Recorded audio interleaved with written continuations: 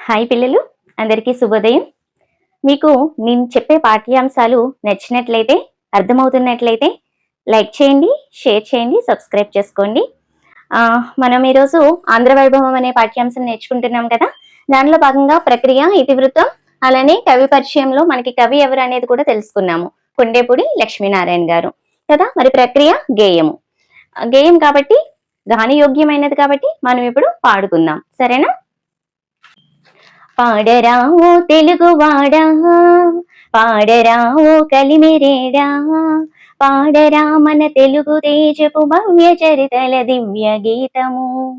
పాడరా ఓ తెలుగువాడా, పాడరా ఓ కలిమిరేడా, యుగ యుగమ్ముల నుండి బంగారు గంగనిచ్చెడు గౌతమీ నది, కోహినూరును కురుల సందన ముడిచి కొలికిన కృష్ణవేణి, హొయిలు గరతనాల సీమను ఓలలాడిన తుంగభద్ర, సొగసు కూర్చెను తెలుగు తల్లికి, సుగము గూర్పును తెలుగు వారికి, పాడుచును మన తెలుగు జోదులు ప్రతిభ చాటిన వీరగాథలు, ఆడుచును మన తెలుగు జెండా పరువు నిలిపిన మేలి ఘటనలు, పాడి పంటలు పొంగి పొరలుచు దండిగా మన దేశముండగా, సాగిపోదము తెలుగు చరితను వెలుగు జాడల వేగమనమిక.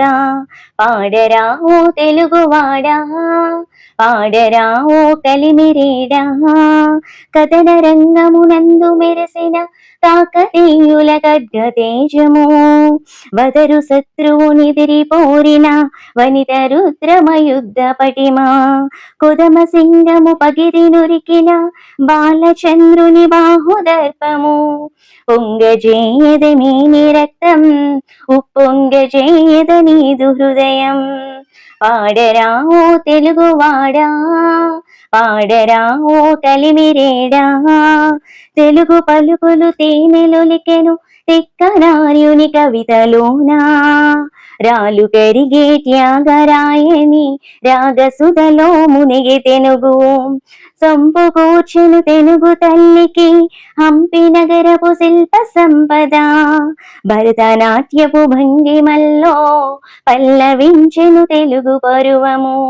పాడరా ఓ తెలుగువాడా, పాడరా ఓ కలిమిరేడా, తెలుగు జాతికి నూతన సంస్కృతి తీర్చిదిద్దిన కందుకూరి, తెలుగు భాషను ప్రజల భాషగా చేయబోరిన గిడుగు పిడుగు, దేశమంటే మనుజులేనని చాటి చెప్పిన అప్పరాయుడు, తెలుగు తల్లి నోము పండగ తేజరిల్లిన దివ్య తారలు.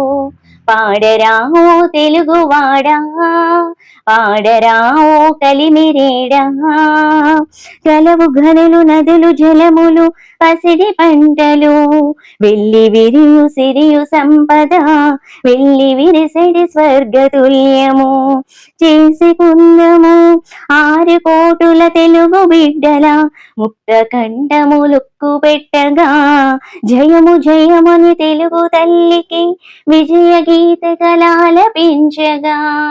పాడరా ఓ తెలుగువాడా, పాడరా ఓ కలిమిరేడా, పాడరా మన తెలుగు తేజపు భవ్య చరితల దివ్య గీతము.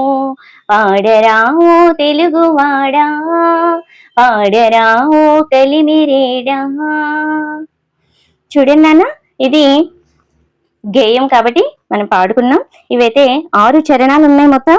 మనం 2 చరణాల కింద పాఠ్యాన్ని చెప్పుకుందాం, సరేనా?